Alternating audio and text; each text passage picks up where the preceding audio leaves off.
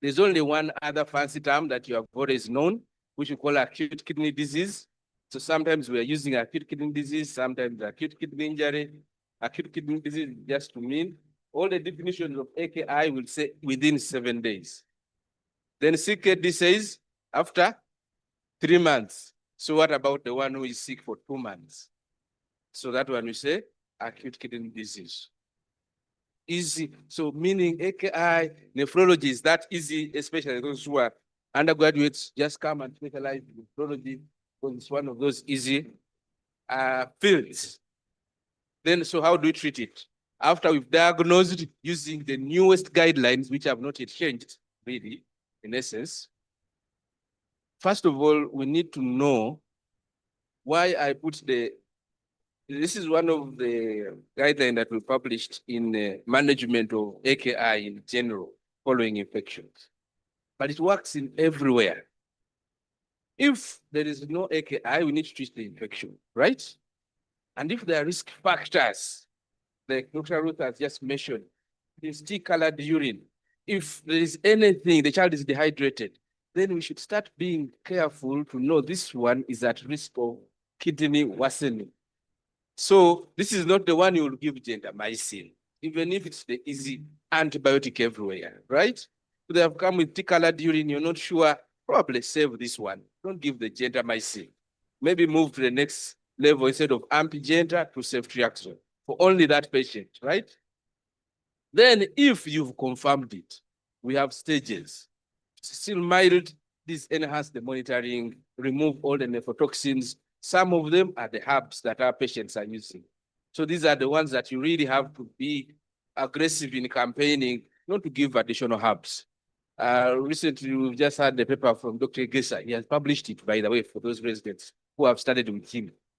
And he was showing that I think up to 80% of patients who are in Dr. Annie's place, the cancer patients were using alternative medicine, in addition to the medicine that we give them. So meaning many of our patients are also using herbs, especially if they see things that are strange. The child is running out of blood and then they are like, something is sucking it out. I think 2 days ago, one mother came and said, there is a snake that I think every time it shows up, this child gets anemia and then gets tea-colored urine. And so that was their thinking. And so you can see we need to tell them about the nephrotoxin agents. I think that's the main thing. That's like, except if anyone has another thing from there. We should ensure that we shouldn't expect AKI to recover if we have not removed the cause, right? So if you see kidney worsening, kidney function worsening, please look for the cause. If you realize malaria has gone away and the kidney function is worsening, look for other causes, right?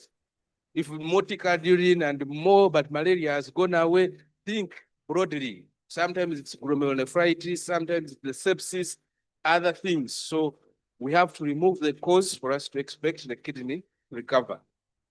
Then we remove the other factors that will precipitate the AKI, like dehydration and anything else that we can do in hospital, including use of contrast. So when the child convulses in places where there are resources, in hospitals, they want to do CT scan, they want it contrasted. So these are the patients who don't want to do that. I think, so my next slides are only talking about the common things, which I'm always repeating. The common things even on the ward that disturb us when you're managing AKI, right? Because many times we will do dialysis, but before dialysis or when there's no dialysis, we manage these complications. One of them being fluid management. And in fluid management, we manage fluids. We are not challenging people. Why would I say that one? We are not giving fluid challenges. We are not giving Lasix for everyone who has AKI. We are managing fluid balance that patient, right? If a patient comes dehydrated, there is no fluid in the baby, there is no urine. So the kidney is doing a good job. We should not give this child desert. We should give them what? We should give them fluids because the kidney is helping us to preserve this water. If we give them Lasix, then we aren't doing even the little part that the kidney is doing, right? So the dehydrated one, we give them fluids. The one who is edematous and is all swollen, we should give them what? Lasix. We should not give them fluids, right? So the management is individualized per patient. The one who is not swollen, we do what? The other ones had many chorus answers. This one, the one who is not swollen, is if we can confirm is euvolemic, then we continue doing what we are doing. And fluid balance, we give intake and output. If they swell, we know we gave a lot yesterday, so we can reduce, right? If you're not sure whether they are dehydrated because the skin pH is not low, these are the ones you can increase a bit of the intake to be sure they are not dehydrated, right? Because you don't want dehydration. If they are swollen, this is when we say body surface area, we add just your fluid, multiply 400 times your body surface area because we are restricted. That's fluid management. So it's so easy to manage a child with AKI in terms of fluid, right? Because it's even taken only one slide and it's all done. Hyperkalemia is also easy. We give IV calcium gluconate, we give insulin dextrose. The problem is it causes hypoglycemia. So because of that, sometimes you can just give boluses of dextrose, especially in neonates. The body will itself produce physiological insulin, and that insulin will lower the potassium. You can nebulize with salbutamol 6 hourly.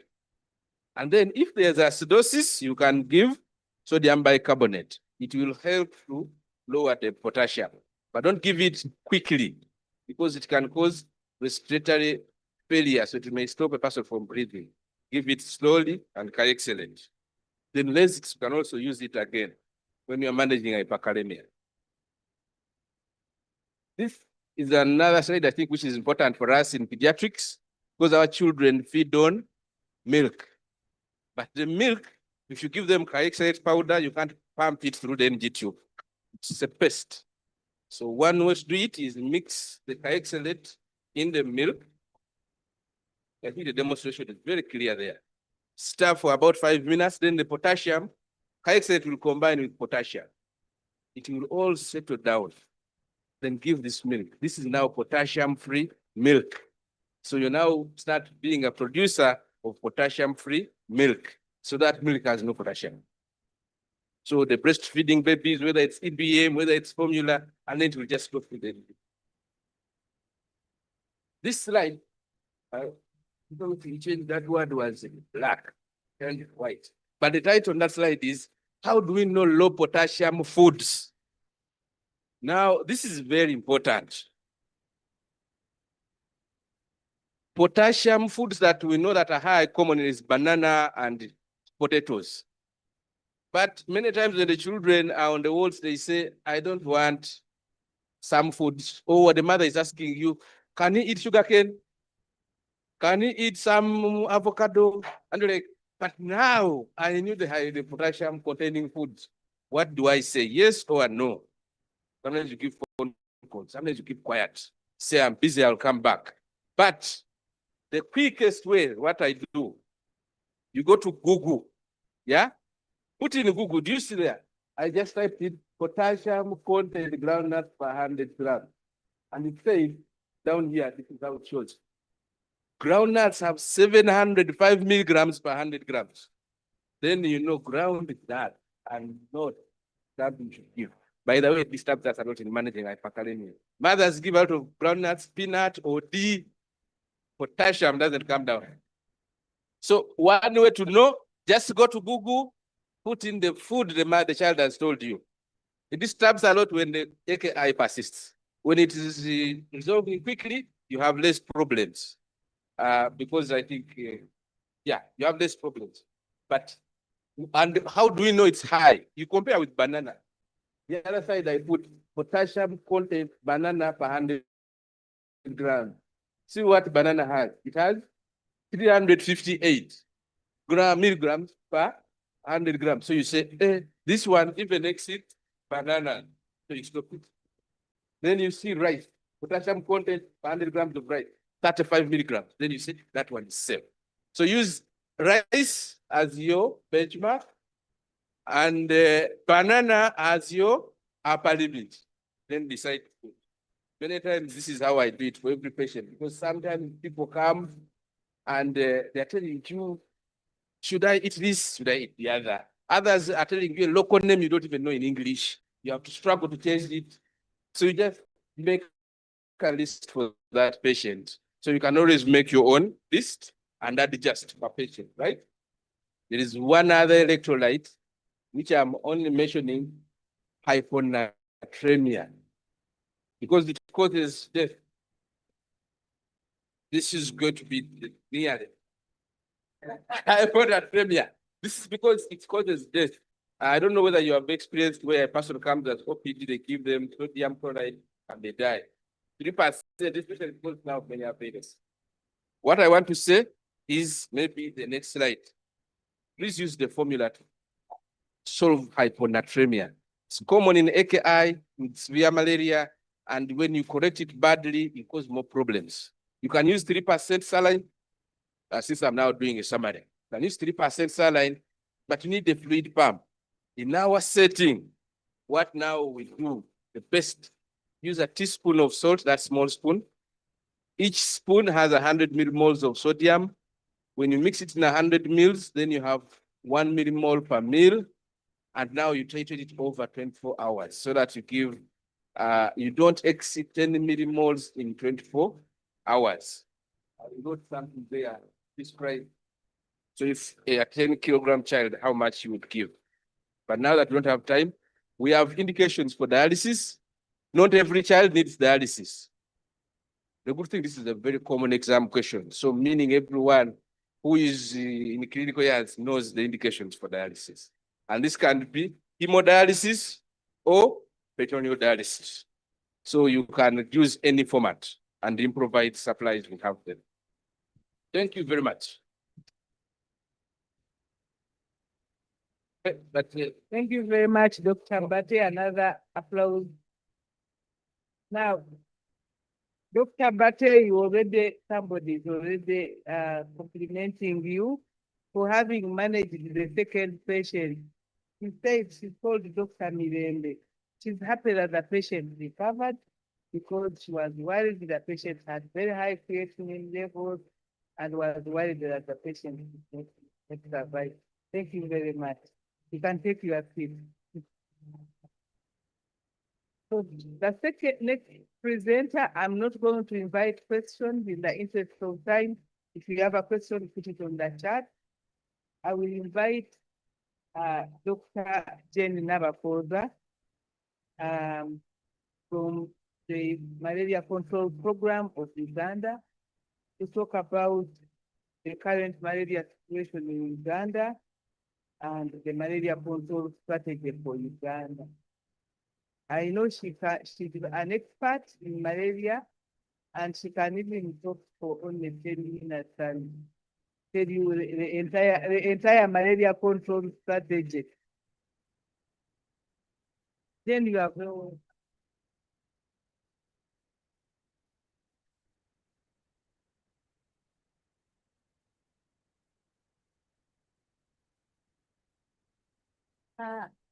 I'm going to take you through the malaria situation.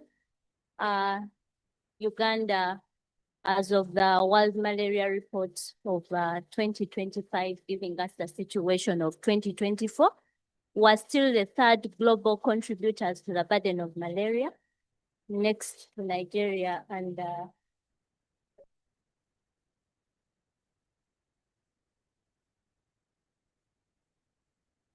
next to Nigeria and Democratic Republic of Congo. It's not very good news because we know Nigeria is a very big country and with governance challenges in some parts of the country. But we also know that Democratic Republic of Congo is another big country with almost 60% of that same country having governance challenges. So a country like ours, where we think governance has greatly improved to consistently be in the third position in terms of contributing to the burden of malaria, I think we need to revisit our approaches.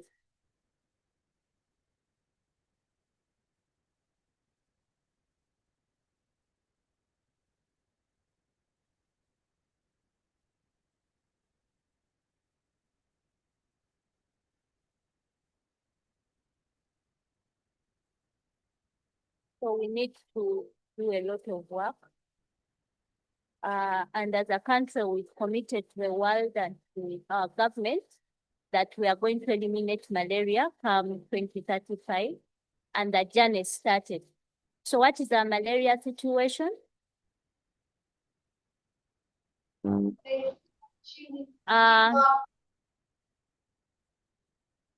If you compare what we had in terms of parastemia in the population, that is the malaria prevalence, in 2019, we had reduced the prevalence to 9%, but you can see that the malaria indicator survey of 2024-2025, we lost the gain and we went to 13%.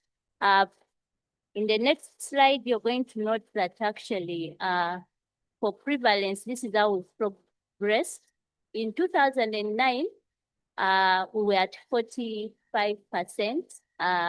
Then we moved to 20%. Here they are recording it as 10%, but it's 9, and then 13. You note that decline, we've had a number of challenges, as you're going to see in the next slide. After this one, these are the total number of cases. We still get some cases treated without being tested. And then the confirmed cases are 11 million. And then we have total treated, meaning that there are some cases we don't treat, and then we have some that are treated without confirmation. But allow me to note that this, when it comes to test and treat, the country has significantly improved. Over 96% of our patients are treated after confirmation. This is the burden in terms of OPD attendance. We're looking at the number of malaria cases. We're looking at OPD attendance. We are looking at admissions. Clearly, you can see that we are, when it comes to the targets we set as a National Malaria Elimination Division for severe malaria, we are still below targets. And then also, you see that we have reduced the death. Case management, like I mentioned, the testing rates have significantly improved. And then for availability of medicines, the country has significantly reduced stockouts. Actually, you're going to note that we are over-treating and we are over-consuming anti-malarials, and probably that is why we're struggling with the resistance. Malaria in pregnancy, I'll not go there a lot because these slides are going to be shared. But I want us to look at this slide. If you can look at the great trend of 2022. Remember the malaria indicator survey maps I shared earlier. One was for 2019, another was for 2024. 2022 was really a challenging year. Probably we are attributing this partly to the COVID, but then also and the weakening of the health systems that happened around the time of COVID. Because immediately after that, in 2022, we got upsurges in a number of districts, close to 72%, and we had epidemics in a number of districts. So that's why you're seeing that trend is looking like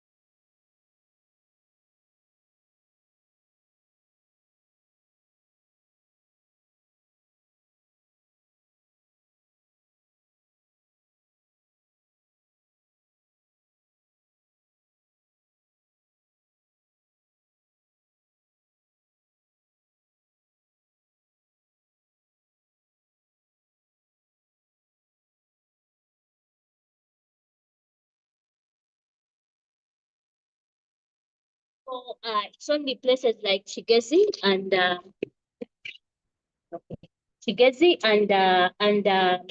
Unyoro, Tororo, Gisu, West Nile, and Hole that have so far achieved the targets that we desire as we speak. There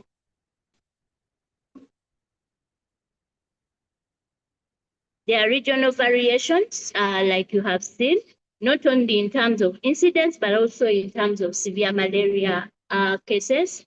We note that when you're looking at things like number of patients admitted due to severe malaria, the entire Uganda, apart from probably only Kampala and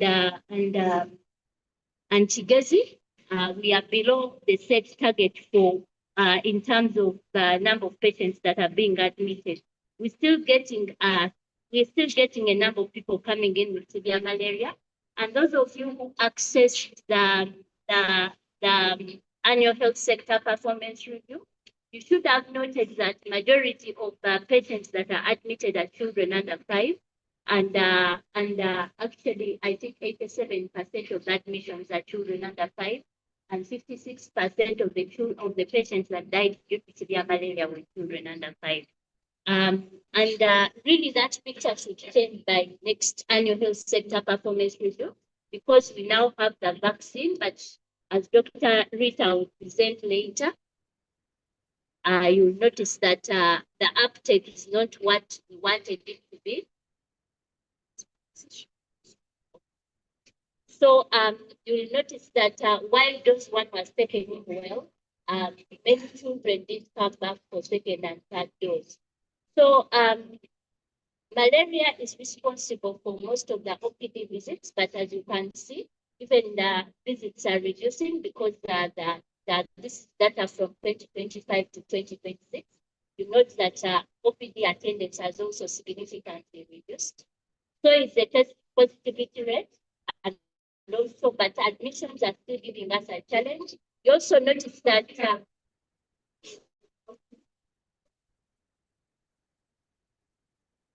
so you notice that places like Karamoja, Nyoro, and Toro are still posting a lot of deaths, and Soga. So we need to focus on the interventions that really reduce malaria deaths and severe malaria. So our baseline, as we started in terms of mortality, is 8 deaths per 100,000. By midterm review, that is 2028. We want to have achieved 4 deaths per 100,000, and 2030 we want to have achieved 0 malaria deaths. And this is where we have to work hard to have the malaria vaccine. Those of us who plan patients, if a child is eligible for malaria vaccination, you try to find out if they are up to date, not only malaria vaccine, but all the vaccines. I remember when some of us were being trained, well, those are some of the things we used to ask for. And one of the actions we do is to make sure that this child does not go back home without updating their vaccination status.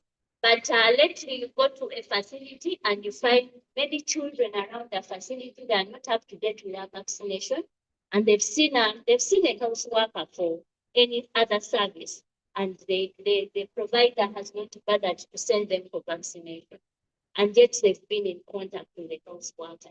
So the malaria vaccine is one of the tools that is supposed to significantly reduce deaths.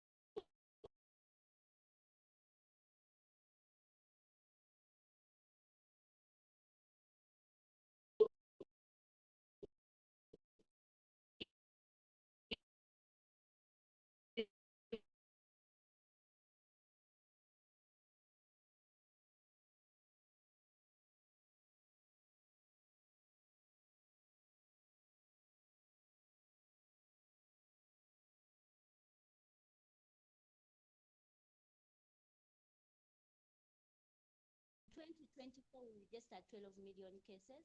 A third of the OPD and IPD visits are because of malaria. And we are the 7th leading contributors of malaria deaths. The other is that malaria impacts on socio-economic development. You can see how much is being spent on malaria by government of Uganda, by the donors, by the households. And we also know that productivity is lost. Then we also have biological threats that are coming up, simply because we are moving slowly in terms of burden reduction, but also in terms of reducing deaths. So as we do so, we should remember that we may not have capacity to stop some of the biological threats that are coming up. Currently, we are facing the challenge of climatic variations that are becoming a very great limitation to some of our interventions. But the other things to note are some of the resistance patterns that are coming in when it comes to some of the medicines we are using as antimalarials, but also the insecticides. 5 years ago, it was okay for one to use a mosquito net that has one insecticide. But right now, you can't even give anyone a mosquito net that just has one insecticide. What we are giving out currently actually has 2 types of insecticides. And very soon we may go for 3, simply because there's growing resistance to the insecticides. But we are also threatened by new species of vectors. For a long time, we knew that there were only 2. And there was this one in particular that was feeding inside the house and staying inside the house. But now the kind of vector that is more prevalent can also bite from outside. And as we wait, we are also threatened by this very notorious vector. It's very, very difficult to control. Anopheles stephensii. Next door Kenya, they've already reported this particular vector. And you know that the trucks come from Kenya and cross through Uganda. What we are doing currently as Uganda, we are actually monitoring some of those towns that are on the highway to make sure that we are not missing out on the arrival of this very notorious vector. We also know that the presence of malaria is a barrier to the national development. So what is the roadmap like? By end of 2030, we want 19 districts to have achieved pre-elimination. But we also want all districts to be reporting 0 malaria deaths. We want all districts, and not only districts, but also health facilities, to be in position to actively do surveillance. You must have noticed that these days we encourage, whether you are going to possess an electronic surveillance board or a physical surveillance board, but we encourage all facilities to have surveillance boards, because with a surveillance board, you're able to monitor weekly cases, weekly malaria cases, weekly malaria deaths, but also the availability of the commonly used antimalarials. So we want to make sure that by the end of 2030, no district is in very high transmission. Then by 2035, we want transmission interrupted, and then by 2035, beyond 2035, we want to be declared malaria free. So what are we going to do different? You know very well that for a very long time, the practice has been centralized top-down programming. But this time around, we want it bottom up, because malaria starts in the community and it ends in the community. And these people understand their context. Probably some of the approaches we propose are not working for them, and that's why we don't get a buy-in from them. The other is the tendency by all of us sitting in this room, including Ministry of Health, to think that malaria is a medical problem.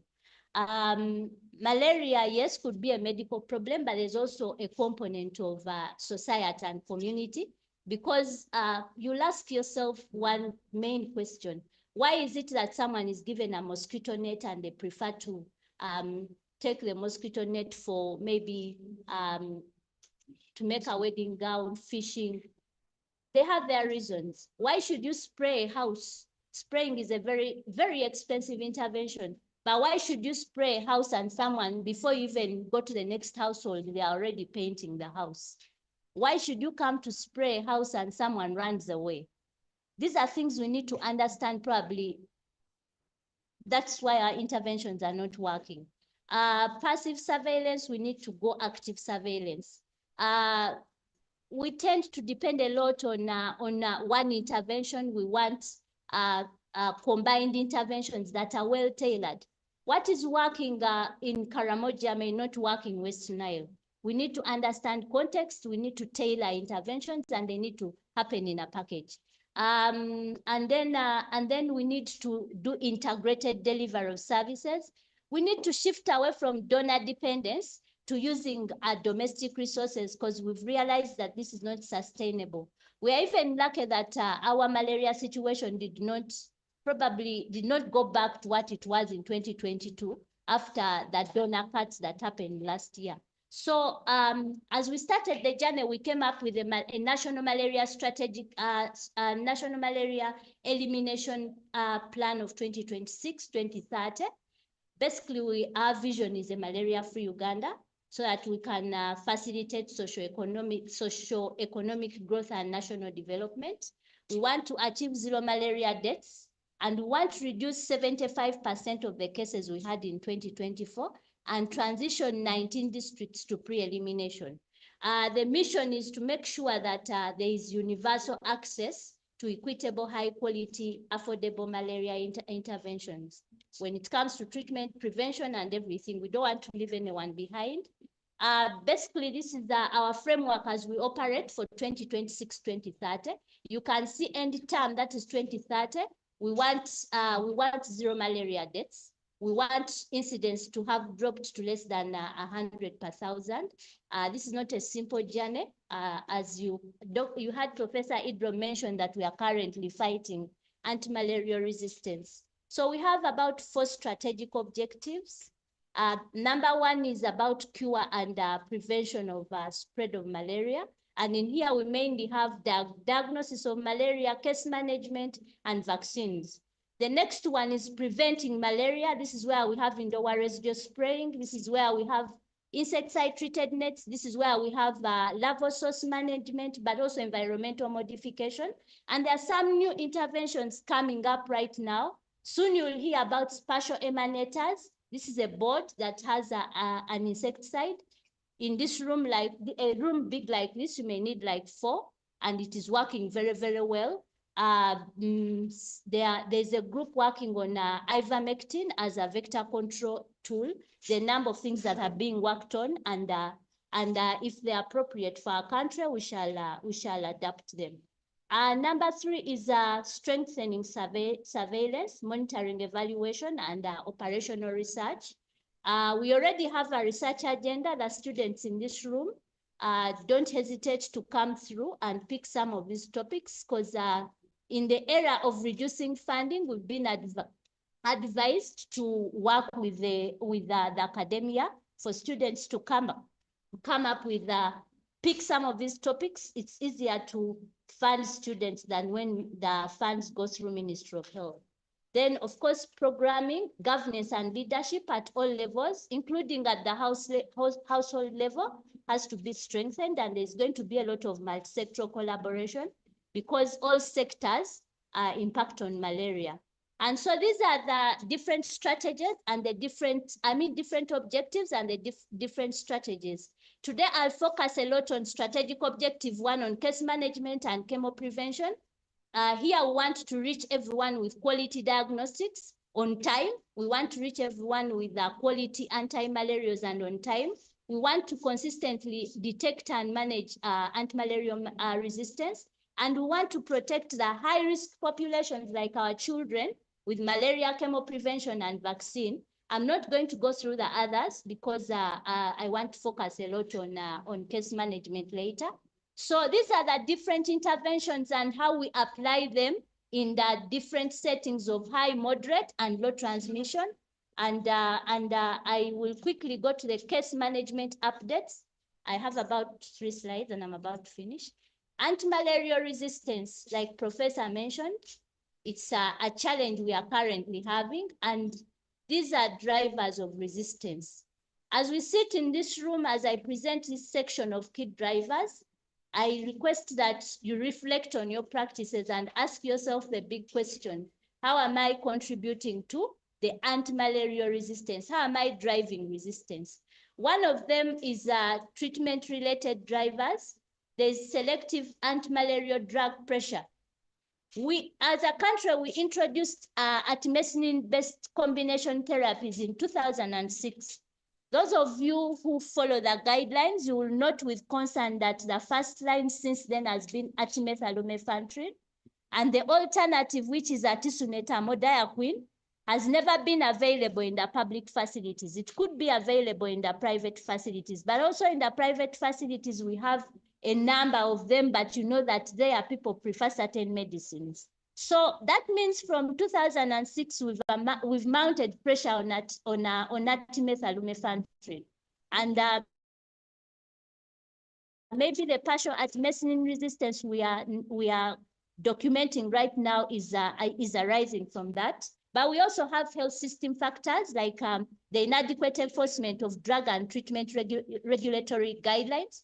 You go to the private sector, for a long time, there has been a lot of monotherapy going on, a lot. Someone is given injectable artemether, injectable artesunate, and that's all they give them. And once they are better, they don't complete the treatment with combination therapy. But then we also know that the quality of medicines in the private sector is another challenge. As I speak, there are very many brands of artesunate, ranging from 5,000 to about 30,000, and it depends on what the patient can afford. And some of these are really poor quality medicines. Then there are vector-related drivers, inadequate vector control. That means if you're not preventing the bite, that means you're going to have this mosquito that continues to transmit resistant parasites.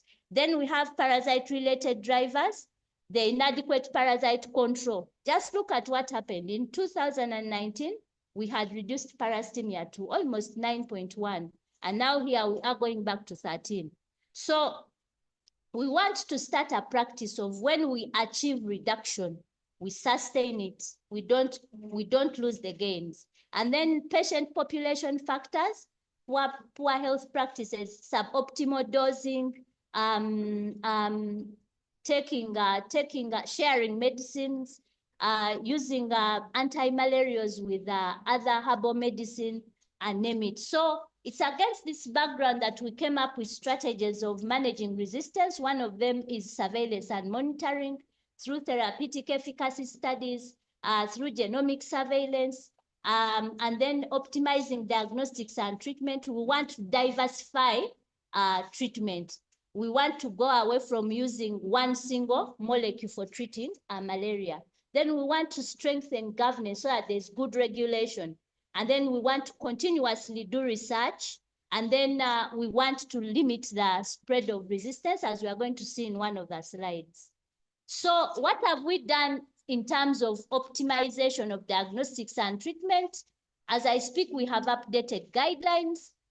You're going to start hearing the term multiple first-line treatments. And so you will present yourself at a certain facility, and what you're getting for uncomplicated malaria is different from what you're getting from a lower facility, because we are now using multiple first-line treatment. It's no longer going to be artemether-lumefantrine alone. It's going to be a cocktail, depending on where you go. So you'll find that some patients are getting dihydroartemisinin piperacin, others are getting artesunate pyronaridine, others are getting artemether-lumefantrine. For example, health center, TUS, and community are going to continue using artemether-lumefantrine. And we are going to do this for some time. And what will happen then, we shall now start going rotational, where we shall use artesunate-amodiaquine countrywide for like 2 years, give it a break, and then maybe go dihydroartemisinin piperacin for 2 years and give it a break. We hope that by the time we've done all that, new antimalarials would have come on board, because I know right now I think Ghana plus lumefantrine is in the final stages, and it's a wonder drug. Maybe by then it will be available, plus maybe the triple ACTs. But then also at that time, we should have reduced the malaria burden. So we have updated guidelines to accommodate the rollout of MFTs. We want to emphasize proper testing. You saw clearly that the RDT, because of the persistent antigenemia, may be at times misleading, and it may compromise your decision making. So we are encouraging the use of RDTs for the lower facilities, and we want to encourage our higher facilities to use more of microscopy. But alongside that, we are also trying to make sure that we quality assure our microscopy. So we're going to recruit certified readers. There will be routine reading of some of the slides to make sure that every reader or microscopist at the lower level is giving us the right results. Because RDTs, microscopy is the gold standard, and it's sustainable. So diversify treatments, and this is the angle from which we are introducing multiple first-line treatments, but we are also going to train our health workers on mitigating the common drivers of resistance that we have highlighted.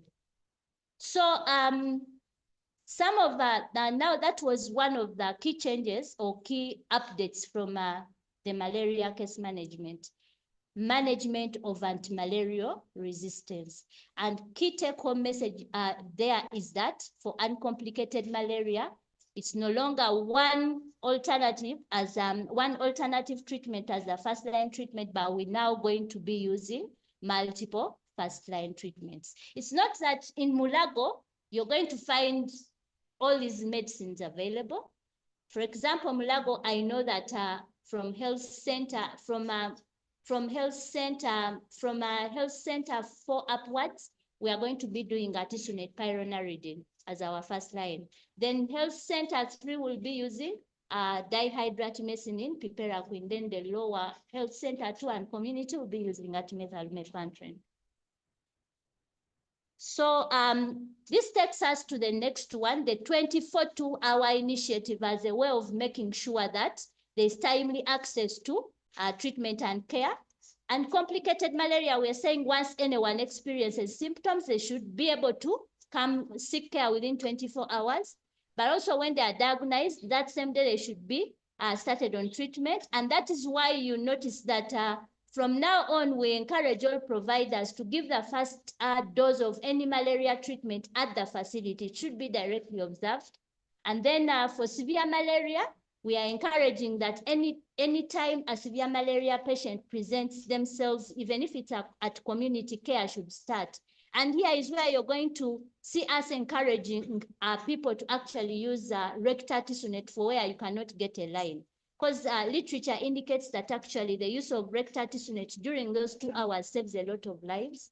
And then we want to make sure that we discharge the patient smartly, as we shall see in one of the slides. Expanded malaria community case management is another update. The current scope was integrated community case management, where we were treating malaria, pneumonia, and diarrhea for the children under 5 at the community level in 81 districts. But right now, when we do expand, we shall first of all make sure every district of Uganda has integrated community case management. But for the high burden and where we have access issues, we are going to initiate community case management, where everyone, including an old woman like me, can go to a nearby VHT and they are tested and treated for malaria. And we shall keep evaluating that intervention and how it works, and then we shall scale it up. So this is one of the things we are emphasizing. And in there, we are also emphasizing the fact that rectal artesunate should be available and given to anyone you're referring as a severe malaria patient, especially the children under 5. Appropriate patient referral is very, very important. We need to refer patients and follow them up until they recover. And as I wind up, a smart discharge, you need to assess for severity. Make sure that you give all the medicines required, advise, and if referral is needed, get in touch with the VHT or community health worker, and then make sure you schedule a follow-up There is evidence that some of our patients are readmitted many times and some die in the community. So we need to discharge them smartly and follow them up on day 7, day 14, and day 28. And on day 28, we start what we call the post-discharge malaria chemo prevention with dihydroartemisinin and piperacin. And then this continues a month after and a month after. So a patient gets 3 doses. And then after that, you're supposed to follow them up every 2 months. Depending on the kind of sequelae, you can follow them up to 6 months or 12 months because we want to seriously mitigate death. And then we have the elephant in the house, suspected treatment failure. Note that not all treatment failures are drug resistance. We need to differentiate between recrudescence and reinfection. When you suspect treatment failure, diagnosis should be by microscopy, and there should be a comprehensive evaluation of the patient, including ruling out issues of compliance. All patients that fail on treatment, be it uncomplicated malaria or severe malaria, a dry blood sample collection is mandatory because then we need to confirm if this was resistance really. And all treatment failures must be documented and reported through the pharmacovigilance system. And then we have special considerations. Children 2 to less than 5 less than 5 kilograms. That is congenital malaria, neonatal malaria, malnourished children. We are adapting the baby coartem of 5/60 milligrams. Because what has been happening is the prolonged use of injectable artesunate, which is a monotherapy, and monotherapy is discouraged. Mixed infections of Vivax and P. ovale. We want to give a full course of ACTs, but also primaquine, low dose primaquine of 0.25 milligrams per kg. But here we're still discussing because there's another school of thought giving 0.75 weekly for some time. But in our guidelines currently, we have 0.25. Then mixed infections with P. malaria, we need to prolong the course of ACTs to 5 days. And P. malaria alone, you still have to prolong the dose of the ACTs. I know that you understand why we are prolonging. Maybe someone can give me the answer. This is my last slide. Why are we prolonging for P. malaria?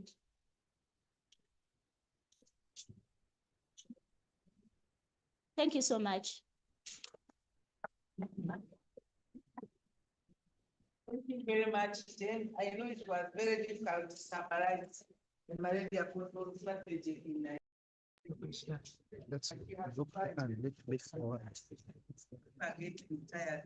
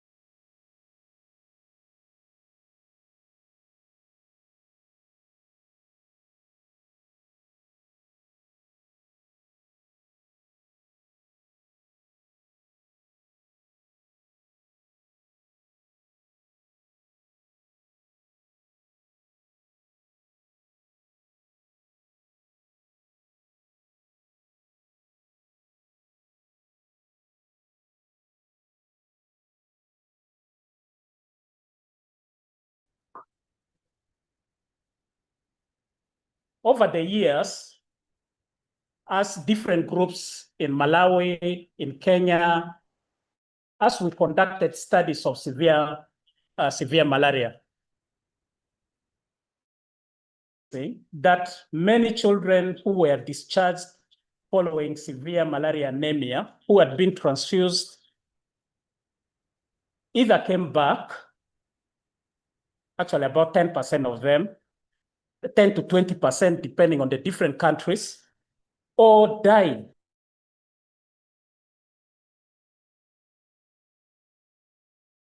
So following these observations, first a small clinical trial was conducted in Malawi, where chemoprevention with artemether lumefantrine was provided for the discharge period.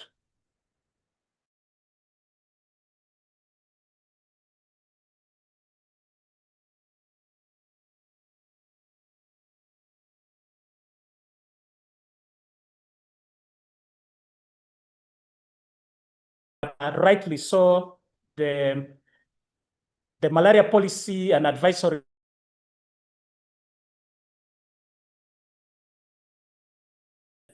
So we conducted another study, expanded that study, and did that trial instead of Malawi, in Kenya and in Uganda. In Uganda, we had 5 hospitals: Masaka, Mubende, Hoima, Jinja, and Kamuli hospitals. We are going to start in Tororo, but that area was sprayed.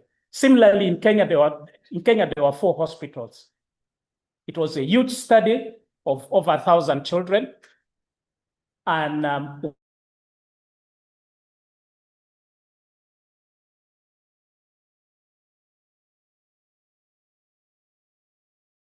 3 months or 14 weeks, and we observed them for 6 months. Overall, this intervention, compared to placebo, reduced the number of readmissions and death by over 70%. We conducted a meta-analysis of all these different studies. There was another study which had been done in Gambia.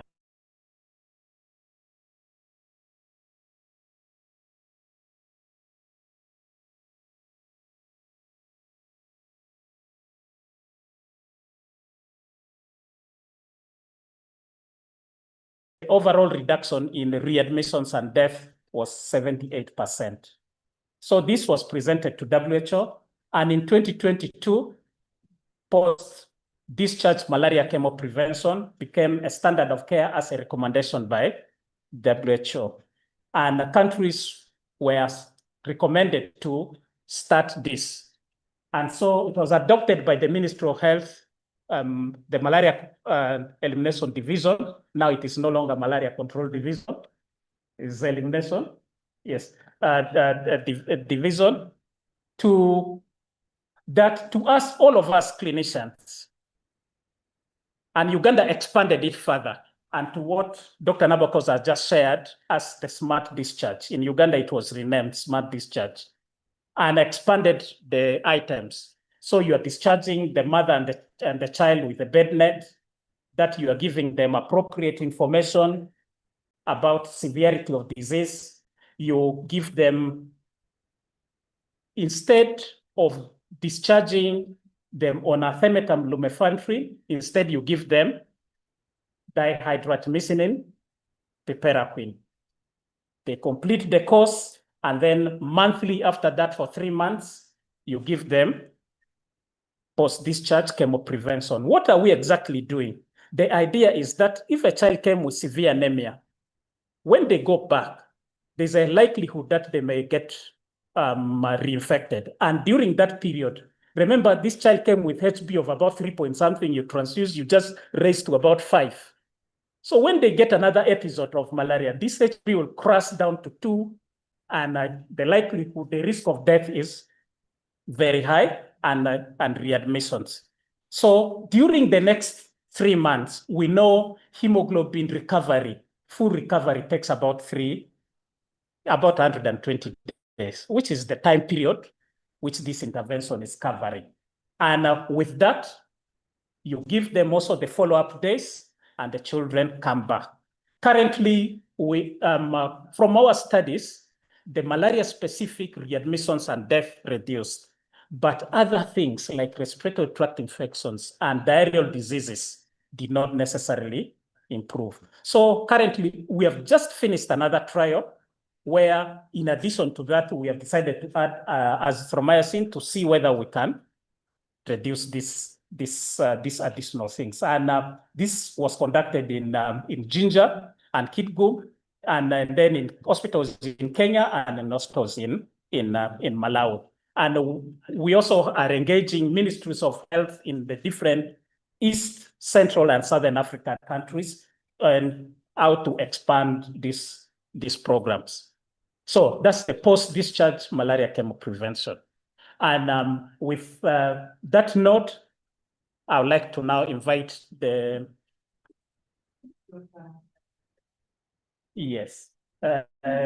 Rita Atgonza.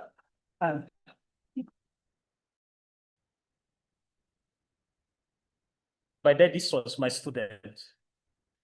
Welcome back to the college. Thank you very much, Professor. Good afternoon, colleagues.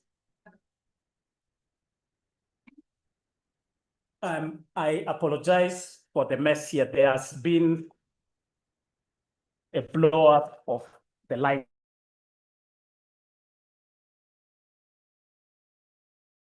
It has affected quite a big part of the hill. It's taking a few more minutes, but it's apologies. Okay. And we work with what we have, yeah? Yeah, as everyone who's in this room knows. Okay, so I'm Rita Tugonza. I work with the immunization program, Vaccines and Immunization Division in Ministry of Health, but I'm also a doctor, like many of you in the room. Some are going to become, and I'm a pediatrician and now a public health specialist. So now we do the practical things of implementing all the science that has been discussed today. Louder. Can you hear me at the back? No. Okay, maybe to make this really brief, by show of hands, how many of you are aware that we've introduced the malaria vaccine into the, it's like half the room. Okay, how many are not aware? Who are not aware before? Don't be shy. No, it's very possible because we've not introduced it in Kampala. Okay, who has actually seen the vaccine? One.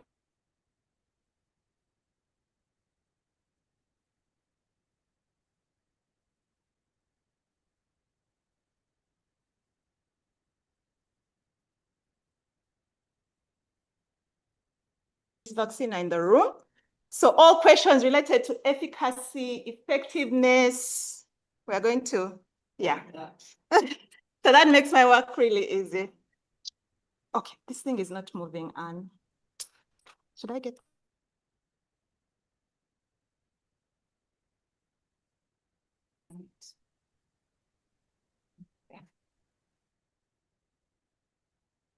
Okay, so we've had an overview of the malaria burden in Uganda.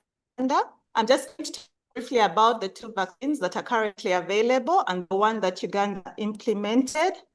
I'll just talk briefly about how we introduced it into our schedule and some of the challenges, and then our asks of the room. So what?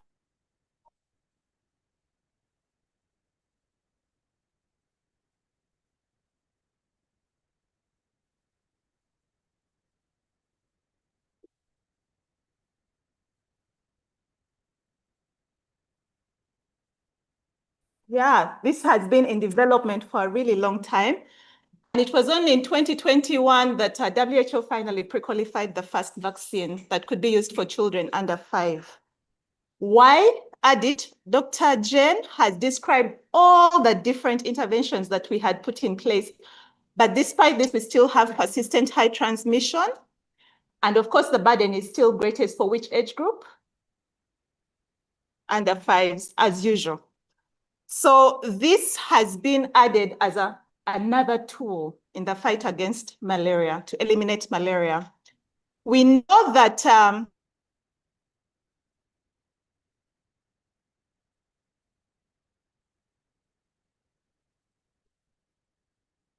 continue what we are doing as a country and we add this vaccine, then we have an efficacy of about 92%.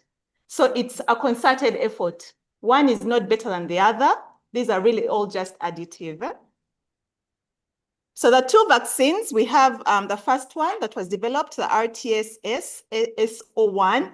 All of you have smartphones. You can look it up if I haven't said it right.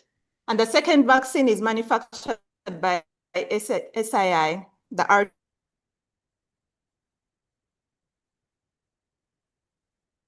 Inducing antibodies against the circumsporozoite protein.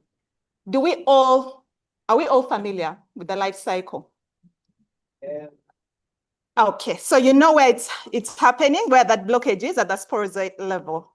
So that means now they're not going to go to the liver and burst the cells, and yeah, so it's really quite remarkable.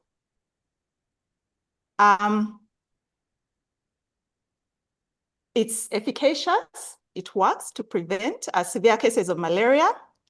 And in real life settings in about 4 countries in Africa, Burkina Faso, Kenya, Mali, and Tanzania, we saw that it's actually effective in real life as well. I won't go into detail.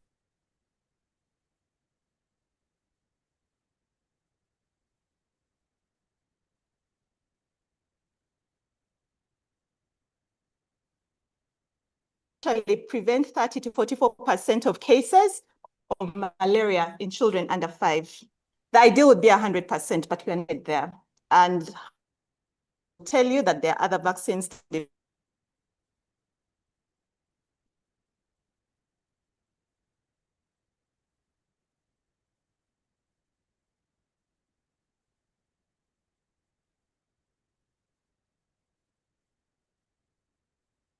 vaccine was introduced, recommended for use by WHO in 2021, I believe.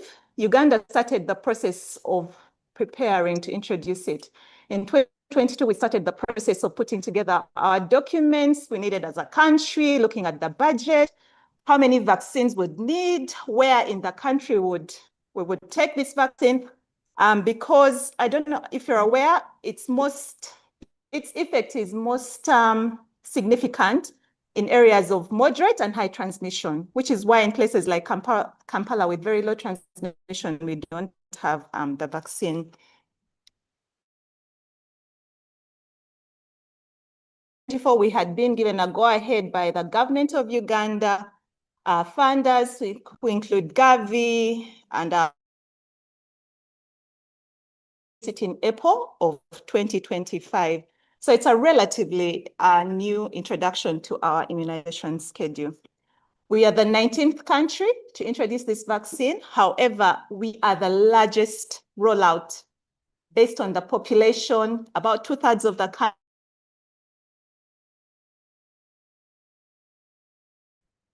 So if you Google the map of moderate high malaria transmission, you're going to see where those districts are, but predominantly it's the entire north, parts of the east, of the northwest, and then around the center. And then is where we have malaria transmission based on our plan. So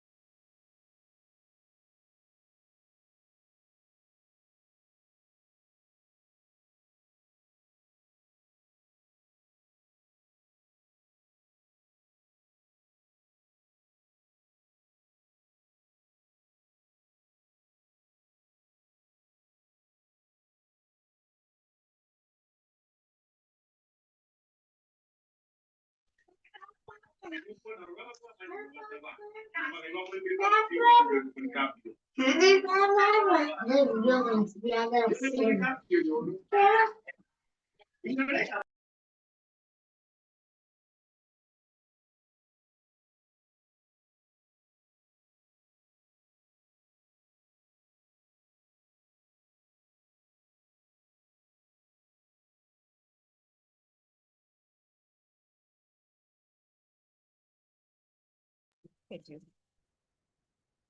I think that's it in a nutshell. That's how we are performing. Our ask of this room is that you familiarize yourselves with the immunization schedule. I remember when I was a student, we started to see wards shut down with the introduction of vaccines like pneumococcal, rotavirus. At some point, we used to have a measles ward, which I'm hoping is not there now. Unfortunately, it's still there because you need 2 doses of the MR vaccine to stop transmission. So my ask, of course, in the room is that you familiarize yourself, that you all become pediatricians, that as you see your children, yes, because this row needs to be filled, it's a bit empty. So as you see your children in practice, that you make, and on the wards, that you review their immunization, not just as a tick box, because I was still seeing some of those ticking points at history taking, but that you actually make sure that these children are really protected, and that you continue to advocate in your communities. If you have siblings, especially in Kampala, this vaccine is available in the private sector at Novik, that you ensure that all these young children are protected against malaria. I think it goes without saying that this is now that we have even more tools, it's unacceptable that it's still the leading cause of death in children under 5. Thank you. Thank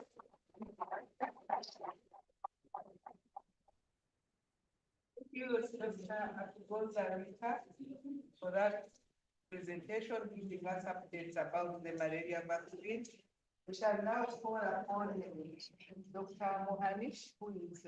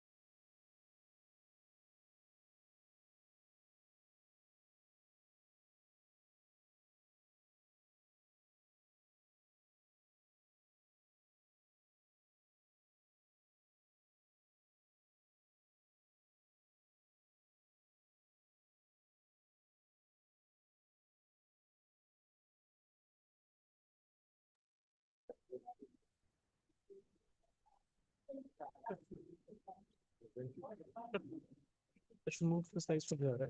Yes. Thank you.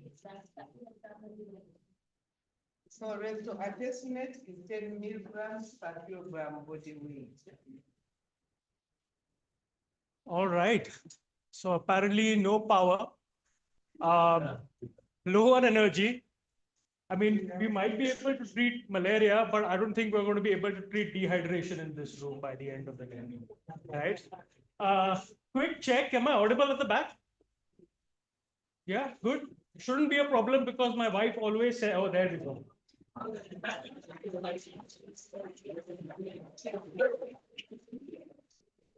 Wow. Okay. So God's been kind. There is a God.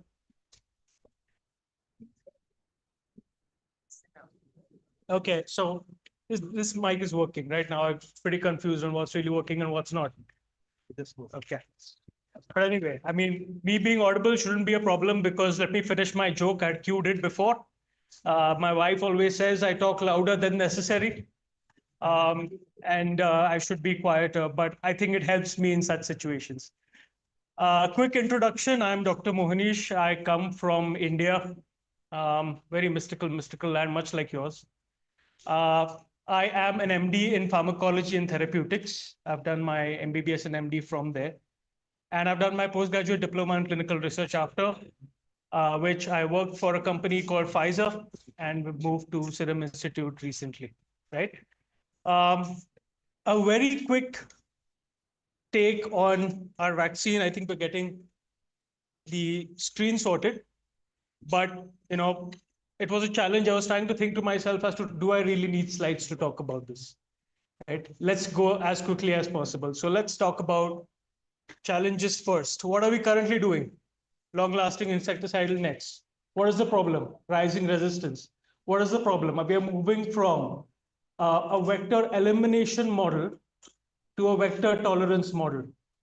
When we talk about our control programs, like we have one in India as well, it's called the National Vector-Borne Control Program, very similar to what Dr. Jain presented previously.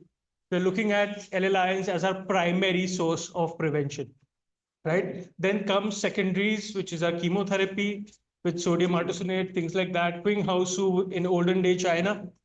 And then we move finally now to another good addition, I believe, to the program is the malaria vaccine. Now, I was in Boston last year, and I stumbled upon this very amazing poster of a time continuum from the Big Bang to the day today, right? Let me put that into perspective. It's not on my slide, so you want to probably look at my green spectacles, right? So the idea is, if the Big Bang occurred at hour 0000, right? The first atoms were formed within hour 1, right? Then the galaxies were formed within the second hour. The Earth as a structure came into being at around 4 p.m. in the afternoon, right? The dinosaurs came exactly at 10:40 p.m. according to that graph. They went extinct at 11:40 p.m., right? Sure, I can. Okay, I've been asked to reduce the speed of my conversation. But then we are risking dehydration, right? Tightrope, guys, tightrope. So the dinosaurs came in at 10:40, went away at 11:40. What's interesting is the first antibiotic was developed according to the 24-hour clock. Any guesses?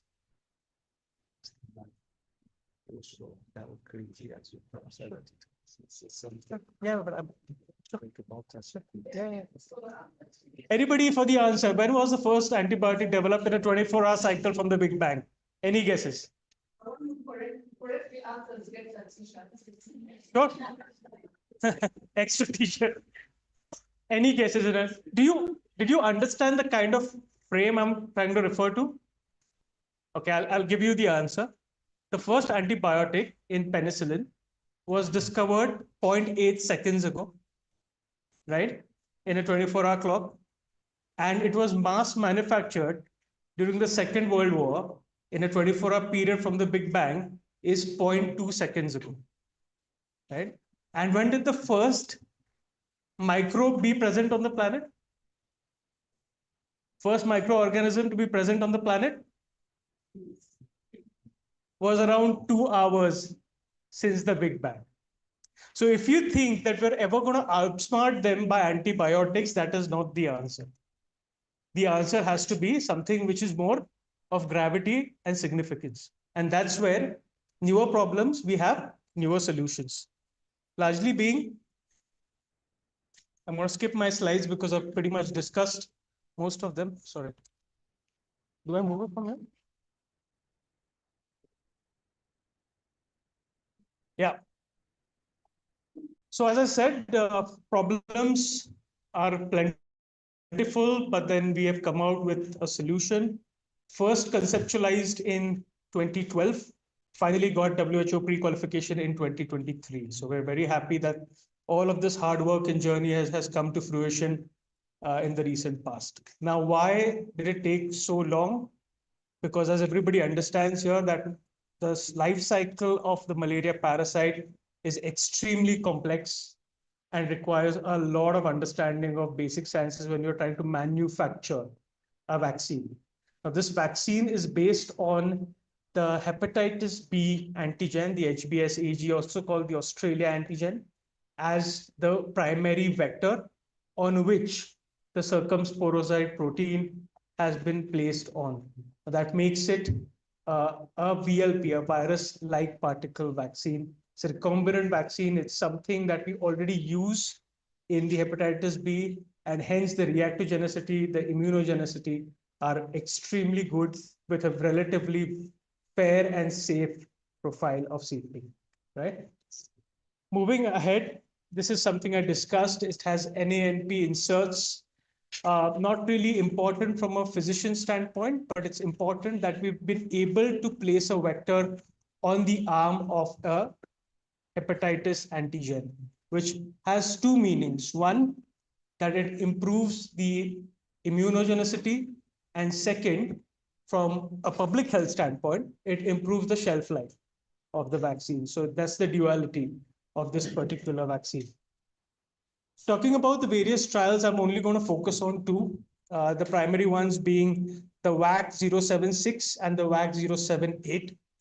The thing of interest here is the WAC 078, which was the pivotal phase 3 trial, which had about 4,800 patients enrolled, and it has a rabies control. Now, any answer as to why in a new malaria vaccine was there a rabies vaccine as a control? Okay, guys, we have electricity back. There is light at the end of this tunnel, right? Anybody with a health methodology approach would be able to answer this question. Any random guesses also will fine. Just throw me.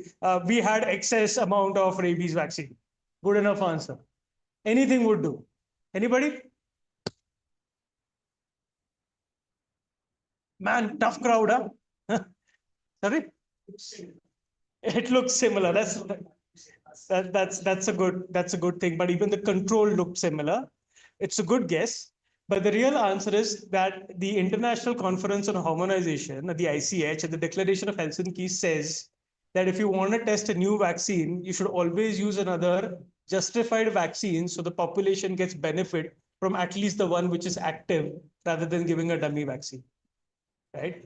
So hence, the people who got enrolled in the malaria trial as a net benefit, if you were landed up in that arm, you would get rabies protection. Strange world indeed, right?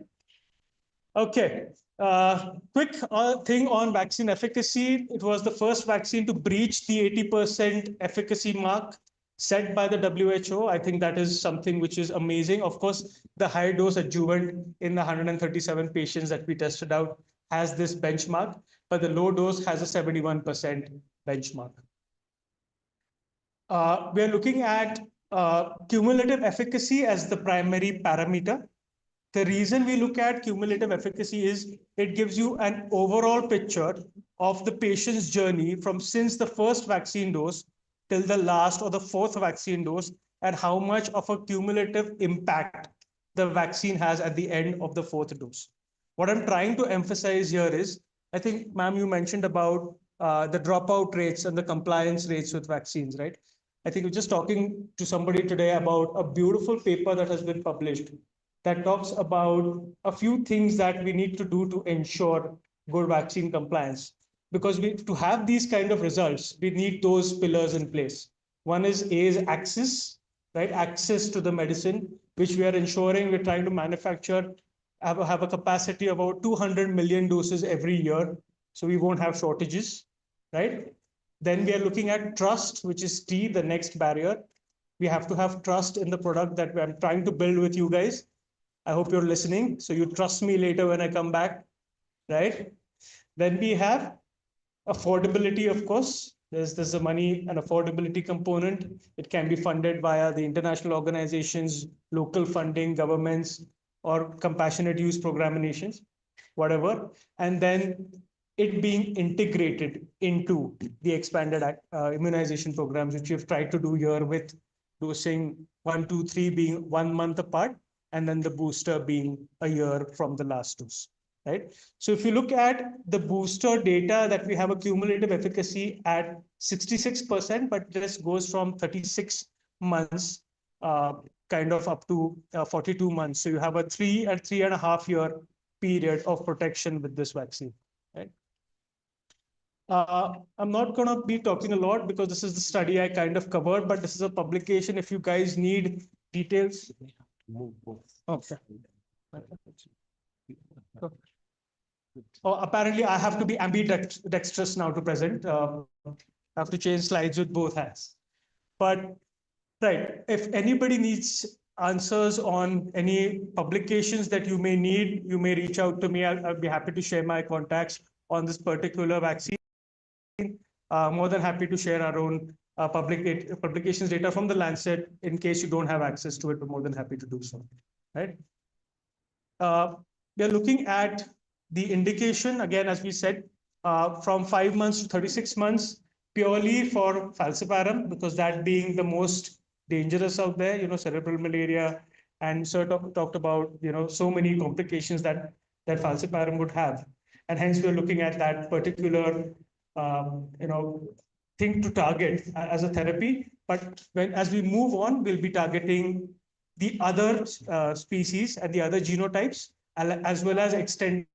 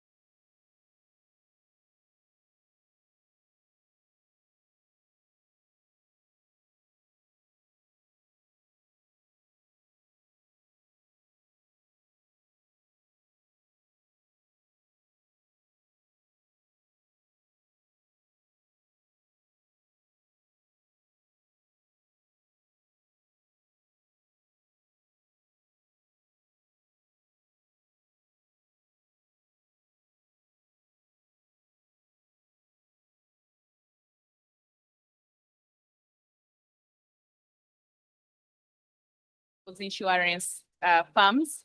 It's the Uganda Pediatrics Association, and it is an association or collection of pediatricians and child health specialists and any other practicing medical professional who is interested in pediatrics. There is there are different types of membership. There is the principal membership where you have to be a pediatrician. And then we have the junior members who are represented by our residents here. Then we have the associate members. So any other health professional with an interest or with training in pediatrics can become a member. Now you go to our site and you'll have all the details on how you can become a member. Now for the pediatricians who haven't paid their subscription, this is also a call and a reminder But our mission, our vision as the Uganda Pediatrics Association is to see every child grow up and reach their full potential.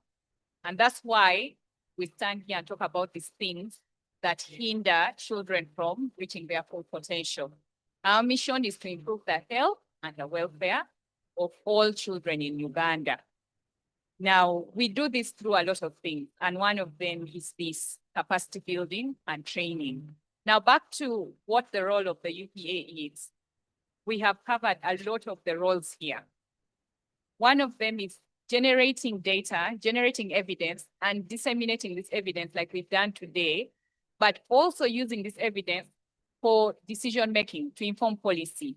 Just like you had Professor Ipro going on about the studies that were done on the post-discharge malaria chemo prevention, and this has informed policy at a global level. So that is one of our roles. So residents, whoever is doing research, even as you do your research, you're generating data that's eventually going to inform policy that the programs are going to use to implement strategies to eliminate malaria. So let us not stop researching. And I'm glad that there's been a call from the Ministry of Health for people who are interested in malaria research. So after this, Dr. Jane is there. If you don't have Dr. Jane's number, you have my number. I will reach out to her. The other thing that the UPA does is actually coordinating partners. And today in this room, we have partners from the Ministry of Health Malaria Elimination Program. We have partners from EPI. We have partners from the Serum Institute, from Novic. We come and share knowledge and sit and brainstorm on strategy. And now some of the action points, I know some of you have been writing things down, but one of the things I was thinking about, oh, this is nice. We can go ahead with, now we are rolling out the malaria vaccine. And even at the rollout, one of the things we wanted to do was actually to look at operational research. We look at what is the uptake, what is the feasibility, what is the acceptability, what are some of the challenges, what are some of these barriers. That is something someone can take, okay? The program has the partners and the funding. You have the ideas. So we coordinate and we work together and get solutions for the prevention of malaria. The other thing is, of course, capacity building, the training, like we are doing here, through CPDs. This is not the only CPD. This is a big grand round, and we did this grand round in collaboration with all these partners to commemorate the World Malaria Day, which is on it. Okay, yeah. So what our grand round happened on Tuesday, we decided to have it today. But this is one of the things. Build capacity, we share knowledge, because the things that we have learned about today, the smart discharge, all these things were not taught several years ago. So this is continuous professional development. So whenever there's a call for things like this, both the online and the physical meetings, I call upon you to be part of this physical meeting because we share new information. So having with that, and maybe the last thing is really, we need to also have a role in the community. Recently, we had a TOT on vaccines to vaccination. And we had group discussions. So there was this group that had only clinicians. Then after making their submission, they said, oh, we are clinicians, so we didn't have much to say about the program. But I believe clinicians have as much to say in programs and community as the program team, because we are the ones with the patients every day. We are the ones with the research. We are the ones with the experience, and we are the ones supposed to inform program and inform community. So let's take an active role in program. They are not strangers. Let's interact with program, but let's also go back to our communities, because pediatricians, child health specialists are actually trusted in the community among the mothers. So if you tell a mother that a malaria vaccine is efficacious, the mother will take the vaccine.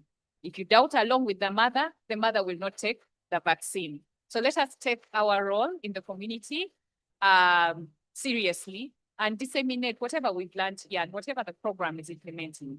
Let us do our part as pediatricians. And to program, the UPA is coming. We've already sent emails, the EPI program node, the malaria program node, and we are going to come and we want to work together to see how we can speed up the elimination of malaria. Because I believe it's not just the role of EPI and the malaria program, it's our responsibility to eliminate malaria by 2035. With that, I call upon Maureen to give a final.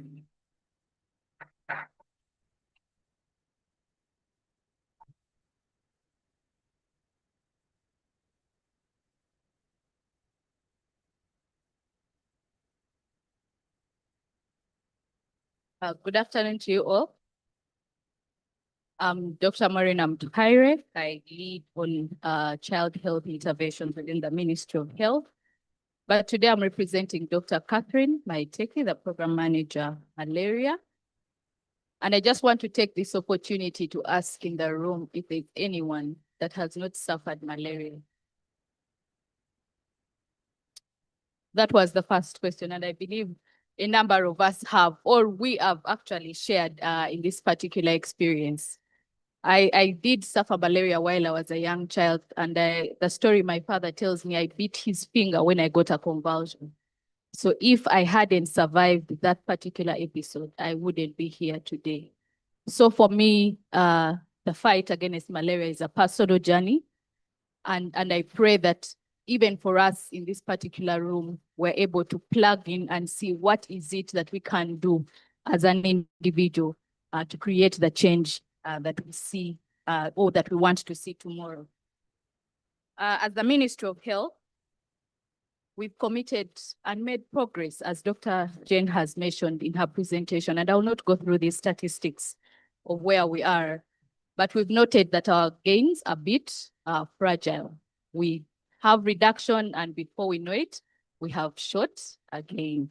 So it's important for us to be able to sustain these particular gains. And there's not that one intervention that is a magic bullet. We need to pick on a number of these different aspects. If it is sleeping under your mosquito net, if it is spraying, if it is taking your child for that vaccine, please let us take that responsibility and be able to partake of the different interventions the government has placed out for us. Dr. Jane mentioned the burden, but also mentioned how much we need to spend out of the pocket for just a malaria episode. And if it is a severe malaria case, then the amount of money. And then if it is 1, 2, 4 children in that particular household, how much money do we spend? So if this money was redirected to something else, we would really be having a productive population. We note that the malaria follows almost the poverty index map, where we see the poverty levels high, we actually see high malaria. So it's the onus is on us to ensure that we can eliminate this disease, to ensure that we also get far away from the poverty. We have commitment, and the president of this country has given us the onus to ensure that we can eliminate malaria in our lifetime. So I call upon each one of us to take a part in this. We want to appreciate the lecturers, the academia, for the part you have played. Most of the aspects, the smart discharge, have been picked that have been supported by the institution, and we appreciate your support, the partners, the pharmaceuticals, for the innovations that you keep bringing up to ensure that we can indeed create a larger dent on this particular disease. And to all our partners, our students, we've had challenges with pre-service training. When I actually take a snapshot back to my medical school times, I remember if you came in with a malaria case, you were chased away. How do you come to present a malaria case? But I am happy that now we are currently seeing a number of these being presented because the children are actually dying, and we need to end the preventable deaths. So together with the agenda Survive, Thrival, but as well as ensuring that we can provide an enabling environment for the child, we need to make sure that they not only survive the first 24 hours, but they're able to thrive during their period on Earth. And also want to appreciate the students, the Uganda Pediatric Association, for the partnership in the Ministry of Health, the lecturers for your support to see this, but also to commemorate the World Malaria Day, whose theme is indeed driven to end malaria. And we must do it now. The time is now. We cannot say tomorrow. We will not say the other day, but the time is now. If each one of us just did that one thing that you needed to do right. You are a health worker and you are in a clinic. The private sector, if we are playing our part, then we should indeed see this disease eliminated.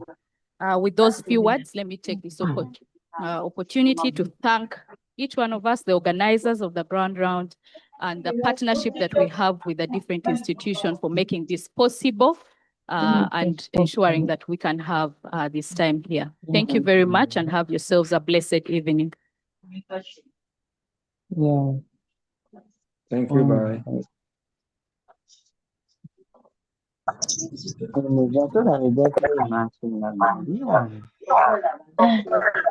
Was it my initial slide?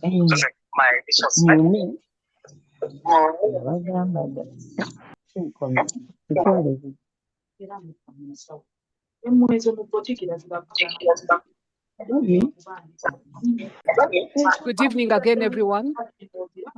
My name is Sabrina Chitaka. I'm a pediatrician, and I'm truly honored and privileged to be part of the organizers of this Grand Round. Please give yourselves a big round of applause. In a special way, I'd like to thank the Novik group, led by Dr. Kishore. Please, Dr. Kishore, stand up. As well as Dr. Susan and your team, who have worked around the clock. Dr. Kishore just came back from India and he came with our guest speaker. So thank you for making the effort. Please join me in thanking my co-moderator, Professor Grace Ndezi. A big round of applause for Professor Grace Ndezi for her commitment and her love for making sure that we all learn and making sure that we all go away with a key message. What are you going away with on your own? Write note to self. How am I going to end malaria?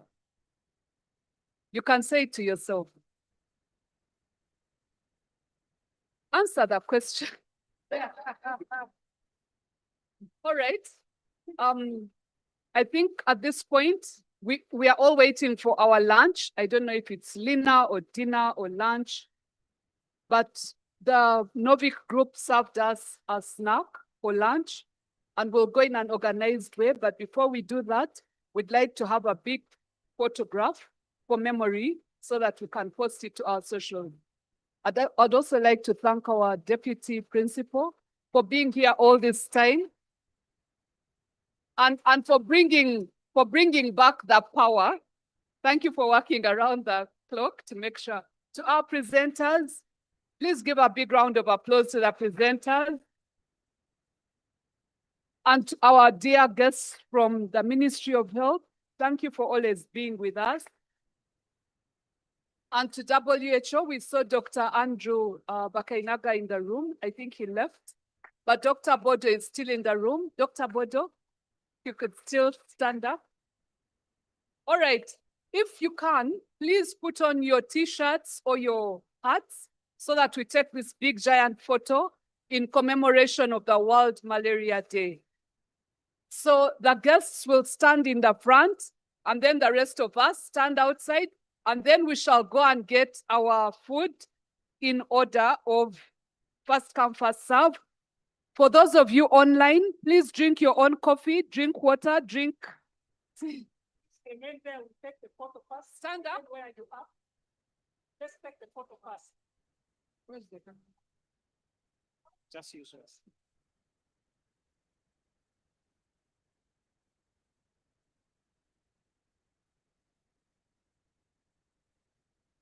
So I don't take it.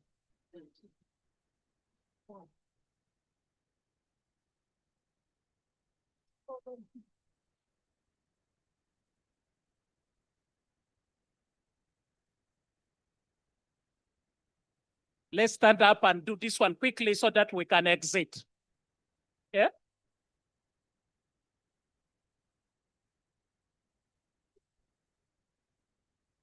Climb up.